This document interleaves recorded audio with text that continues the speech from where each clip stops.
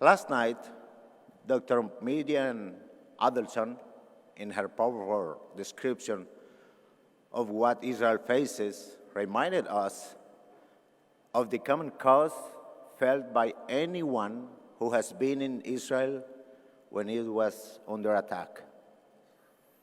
You know, the Machab program was almost canceled my year because Israel faced Scud rocket attacks.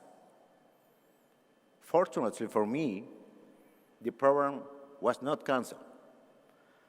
And a little more than 2 decades later, I became the first Machab graduate to be elected president of his country.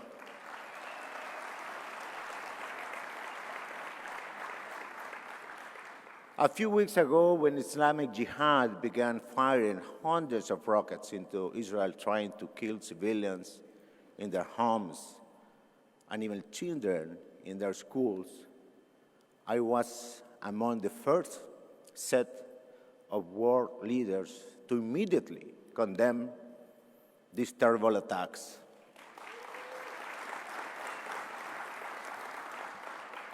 According to reports, Israel, in the last 2 years, has been hit by over 2,600 rockets and mortars. Let me repeat what President Trump said to us last night. Israel has an absolute right to self-defense.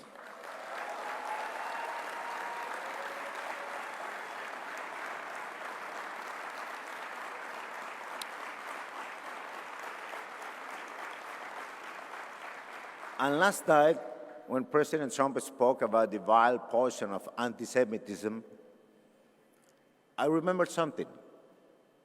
The year that I completed the Machar program was the same year that the UN General Assembly finally revoked the most infamous and detestable resolution, 3379, which equates Zionism with racism.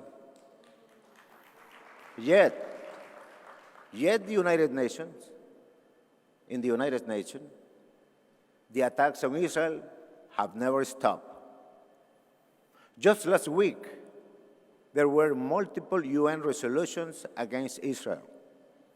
But Honduras stood with Israel because it is the right thing to do.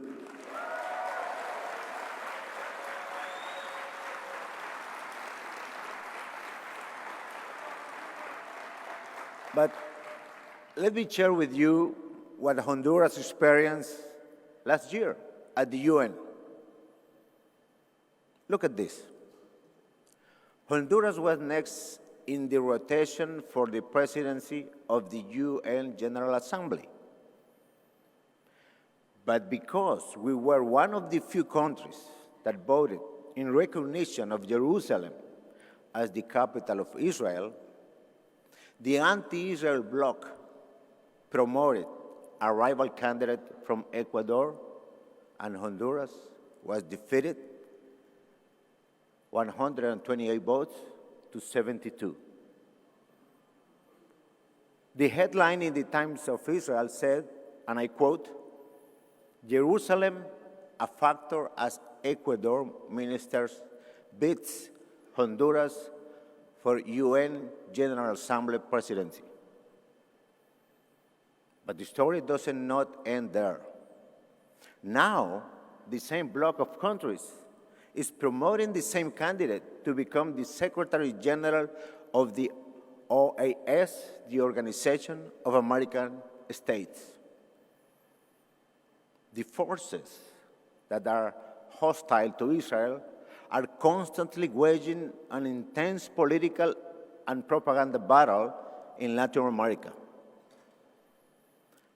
Iran broadcasts in Spanish throughout the hemisphere with its own network, Hispan TV. Venezuela's Telesur network promotes an anti-Israeli message. And the Qatar-based news service Al Jazeera has an intense focus on Latin America from their perspective.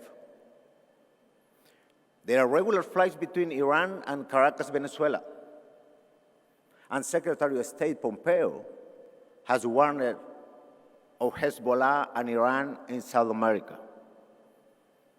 And to understand the significance of that, let me quote from a recent article in the newspaper Israel Hayom about something we must never forget. I'm quoting. In March 1992, Iran and Hezbollah carried out the bombing of the Israeli embassy in Buenos Aires. 30 people died and 242 were wounded in the carnage. 2 years later, in July 1994, an explosive-laden truck driven by a suicide bomber smashed into the AMIA Jewish Community Center in downtown Buenos Aires, killing 85 people and badly wounded more than 300. That ends the quote. And let me add here that the brave Argentine prosecutor, Alberto Nisman, who investigated the AMIA case, was murdered before he could complete his work. This is why we must form a strong trilateral alliance that unites the people of Israel with the Friends of Israel in Latin America and the Friends of Israel in the United States.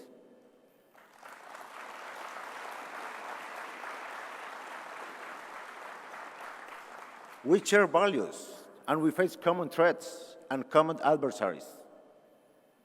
When I was re-elected president in 2017, the leading opposition candidate, coincidentally, has a last name you are familiar with, in not a good way.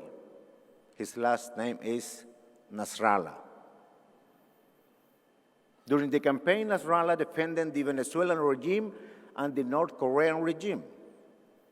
At one point, his wife was interviewed by a leading Honduras newspaper, and she was asked what a world leader she most admired. She answered, Adolf Hitler. She said she had studied him and read his speeches. That is why we must stand together. That is why on the New Year's Day, 2019, U.S. Secretary of State Pompeo, Israel Prime Minister Netanyahu, and I met together and issued a trilateral statement. We met in Brazil, where another friend of Israel, President Bolsonaro, was being inaugurated.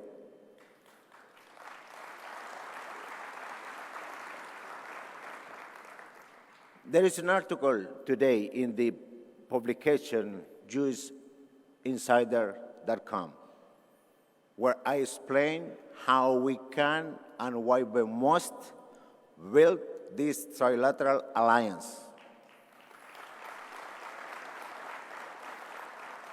Honduras is now one of the 3 countries with an official diplomatic mission in the eternal and beloved capital of Israel, Jerusalem, and I want that number to grow.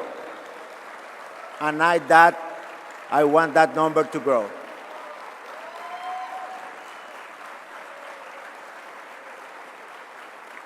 Thank you.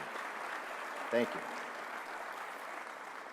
Today, when the last survivors of the Nazi concentration camps are still able to offer their testimony, it is horrifying what the existence of Israel is under threat by the boycott, the divestment, sanctions, BDS movement. It's horrifying.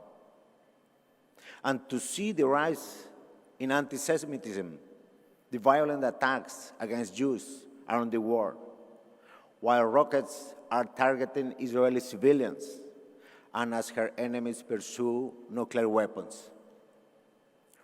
We must say never again, never again.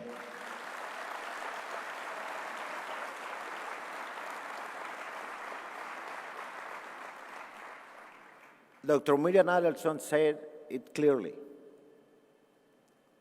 The issue is Jewish survival. And I profoundly believe that unless Israel and the Jewish people survive, then humanity does not survive.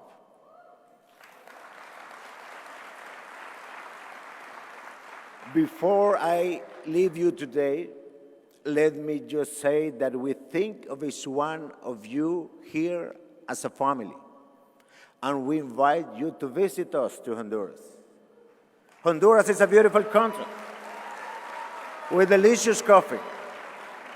We have the great Mayan ruins in Copan. A beautiful island called Roatan is the most beautiful and friendly place in the Caribbean. Please come and enjoy.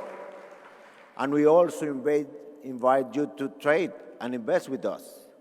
We have a great workforce, a lot of English speakers, and the most secure certified port in the region. In closing, let me repeat what I said 4 years ago in Jerusalem before World Jewish Congress. As long as I am president, Honduras will stand behind Israel. But now, thank you.